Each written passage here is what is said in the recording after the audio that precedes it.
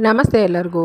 ಇವತ್ತು ನಾನು ಮಾಡ್ತಾಯಿದ್ದೀನಿ ದೊಣ್ಣೆ ಮೆಣಸಿನ್ಕಾಯಿನ ಎಣ್ಣೆಗಾಯಿ, ಅಂದರೆ ಕ್ಯಾಪ್ಸಿಕಮ್ ಎಣ್ಣೆಗಾಯಿ.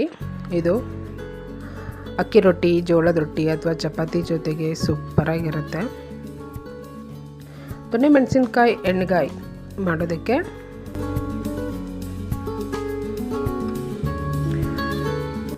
ನಾನು ಈ ರೀತಿ ನೋಡಿ ದೊಣ್ಣೆ ಮೆಣಸಿನ್ಕಾಯಿ ನಾನು ತೊಗೊಂಡಿದ್ದೀನಿ. ಕ್ಯಾಪ್ಸಿಕಮ್ಮು ಸ್ವಲ್ಪ ದೊಡ್ಡದಿರೋದ್ರಿಂದ ಈ ರೀತಿ ಹೆಚ್ಚಿಟ್ಕೊತಾ ಇದ್ದೀನಿ.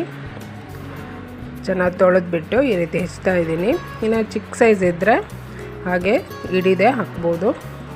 ನೋಡಿ ಅಷ್ಟು ಹೆಚ್ಚಿಟ್ಕೊಂಡಿದ್ದೀನಿ, ಒಂದು ಅರ್ಧ kg ಇದೆ. ಈಗ ಮಸಾಲಕ್ಕೆ ಒಂದು ಹಿಡಿಯಷ್ಟು ಕಡಲೆ ಬೀಜನ ಕೆಂಪಗೆ ಹುರಿದಿದ್ದೀನಿ.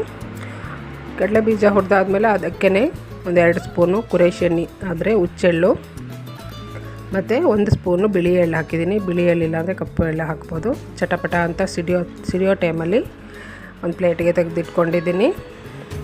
ಈಗ ಹಸಿಮೆಣಸಿನ್ಕಾಯಿ ಖಾರಕ್ಕೆ ಎಷ್ಟು ಬೇಕೋ ಅಷ್ಟು ಹಸಿಮೆಣಸಿನ್ಕಾಯಿ ಸ್ವಲ್ಪ ಎಣ್ಣೆ ಹಾಕಿ ಹುರಿತೀನಿ. ಹಸಿಮೆಣಸಿನ್ಕಾಯಿ ಯಾವಾಗಲೂ ಹುರಿಯುವಾಗ ಮುರಿದ್ಬಿಟ್ಟು ಹಾಕಬೇಕು, ಇಲ್ಲಾಂದರೆ ಸಿಡಿಯುತ್ತೆ. ಹಸಿಮೆಣಸಿನ್ಕಾಯಿ ಸ್ವಲ್ಪ ಹುರಿದ್ಬಿಟ್ಟಾದಮೇಲೆ ಒಂದು ದೊಡ್ಡ ಈರುಳ್ಳಿ ಉದ್ದ ಹೆಚ್ಚಿರೋದು ಅದನ್ನು ಹುರಿತಾ ಇದ್ದೀನಿ. ಕೆಂಪು ತನಕ ಹುರಿಬೇಕು. ಈಗ ನೋಡಿ ಹುರಿದಿರೋಂಥ ಕಡಲೆ ಬೀಜ, ಕುರೇಶಿ ಎಣ್ಣೆ, ಎಳ್ಳು, ಹಸಿಮೆಣಸಿನ್ಕಾಯಿ, ಈರುಳ್ಳಿ, ಇದರ ಜೊತೆಗೆ ಟೊಮೆಟೊ, ಹಸಿ ಶುಂಠಿ 1-2 ಇಂಚಷ್ಟು, 1 ಉಂಡೆ ಬೆಳ್ಳುಳ್ಳಿ, ಒಂದು ಸ್ವಲ್ಪ ತೆಂಗಿನಕಾಯಿ, ಕೊತ್ತಂಬರಿ ಸೊಪ್ಪು ಜಾಸ್ತಿ ಹಾಕಬೇಕು, ತೆಂಗಿನಕಾಯಿ ಸ್ವಲ್ಪ ಕಮ್ಮಿ ಹಾಕಬೇಕು, ಒಂದು 6-7 ಲವಂಗ, 1 ಇಂಚಷ್ಟು ಚಕ್ಕೆ, ಇದಿಷ್ಟನ್ನು ನೋಡಿ ಈ ರೀತಿ ರುಬ್ಕೊಂಡಿದ್ದೀನಿ. ಈಗ ಒಂದು ಪಾತ್ರೆಯಲ್ಲಿ ಒಗ್ಗರಣೆಗೆ ಎಣ್ಣೆ ಹಾಕ್ತಾಯಿದ್ದೀನಿ. ಎಣ್ಣೆ ಬಿಸಿ ಆದಮೇಲೆ ಚಿಕ್ಕದಾಗಿ ಹೆಚ್ಚಿರೋಂಥ ಈರುಳ್ಳಿ ಒಂದು ಸ್ವಲ್ಪ ಹಾಕಿದ್ರೆ ಸಾಕು. ಎಣ್ಣೆ ನೀವು ಬೇಕಂದರೆ ಇನ್ನೂ ಜಾಸ್ತಿ ಹಾಕ್ಬೋದು. ಆಮೇಲೆ ಹೆಚ್ಚಿಟ್ಕೊಂಡಿರೋಂಥ ಕ್ಯಾಪ್ಸಿಕಮ್ನ ಹಾಕಿ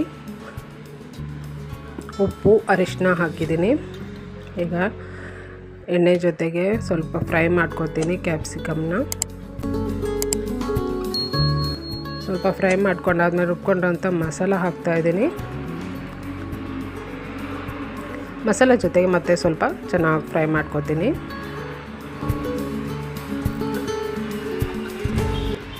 ಈಗ ಮಿಕ್ಸಿ ಜಾರಿಗೆ ಸ್ವಲ್ಪ ನೀರು ಹಾಕ್ಬಿಟ್ಟು ಅದನ್ನು ಹಾಕಿ ಮತ್ತೆ ನೋಡಿಕೊಂಡು ಎಷ್ಟು ನೀರು ಬೇಕೋ ಅಷ್ಟು ಹಾಕ್ಬೋದು. ಇದನ್ನು ಸರಿಯಾಗಿ ಮಿಕ್ಸ್ ಮಾಡ್ತೀನಿ.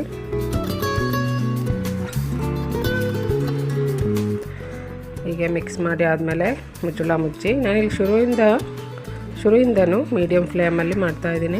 ಮುಚ್ಚಳ ಮುಚ್ಚಿ ಒಂದು 5-8 ನಿಮಿಷ ಬೇಯೋದಕ್ಕೆ ಬಿಟ್ಟರೆ ನೋಡಿ ಈಗ ಸೂಪರಾಗಿ ದೊಣ್ಣೆ ಮೆಣಸಿನ್ಕಾಯಿ ಎಣ್ಣೆಗಾಯಿ ರೆಡಿ ಆಯಿತು. ಈ ಟೈಮಲ್ಲಿ ಉಪ್ಪು ಸರಿ ಇದೆಯಾ ಅಂತ ನೋಡ್ಕೋಬೇಕು. ಈಗ ನೋಡಿ ಆಗಿದೆ. ನೋಡಿ ಇಷ್ಟಿದೆ ಗ್ರೇವಿ. ನಿಮ್ಗೆ ಇನ್ನೂ ಗಟ್ಟಿ ಬೇಕಂದರೆ ಸ್ವಲ್ಪ ನೀರು ಕಮ್ಮಿ ಹಾಕ್ಕೊಂಡು ಮಾಡ್ಕೋಬೋದು. ಈಗ ಮೇಲೆ ಸ್ವಲ್ಪ ಕೊತ್ತಂಬರಿ ಸೊಪ್ಪು ಹಾಕಿ ಸ್ಟವ್ ಆಫ್ ಮಾಡ್ತೀನಿ. ಇದು ಅಕ್ಕಿ ರೊಟ್ಟಿ, ಜೋಳದ ರೊಟ್ಟಿಗೆ ತುಂಬ ಚೆನ್ನಾಗಿರುತ್ತೆ. ರಾಗಿ ರೊಟ್ಟಿ ಕೂಡ ಚೆನ್ನಾಗಿರುತ್ತೆ, ಚಪಾತಿಗೆ ಚೆನ್ನಾಗಿರುತ್ತೆ, ಇಲ್ಲ ನೀವು ಅನ್ನದ ಜೊತೆಗೂ ಕಲಿಸ್ಕೊಂಡು ತಿನ್ಬೋದು. ಸೂಪರಾಗಿರುತ್ತೆ. ಈಗ ರೆಡಿ ಇದೆ. ನನ್ನ ವಿಡಿಯೋ ಇಷ್ಟ ಆದರೆ ಲೈಕ್ ಮಾಡಿ, ಶೇರ್ ಮಾಡಿ, ಸಬ್ಸ್ಕ್ರೈಬ್ ಮಾಡಿ. Thank you.